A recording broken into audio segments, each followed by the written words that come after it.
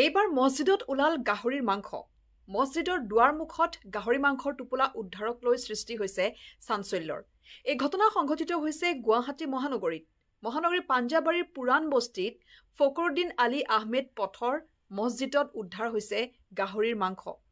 যিহেতু ৰাজ্যজুৰি বিভিন্ন প্ৰান্তত নিষিদ্ধ মাংস উদ্ধাৰৰ পিছতে যথেষ্ট প্ৰতিক্ৰিয়াৰ সৃষ্টি হৈছিল, ৰাজনৈতিক মহলতো যথেষ্ট প্ৰতিক্ৰিয়াৰ সৃষ্টি হৈছিল, আৰু তাৰ পিছত এইবাৰ এটা মছজিদত গাহৰি মাংস উদ্ধাৰ হৈছে, আৰু তাকো গুৱাহাটী মহানগৰীৰ পাঞ্জাবাৰীৰ পুৰাণ বস্তিত থকা ফকৰুদ্দিন আলী আহমেদ পথৰ মছজিদত গাহৰি মাংস টোপোলা উদ্ধাৰ হৈছে।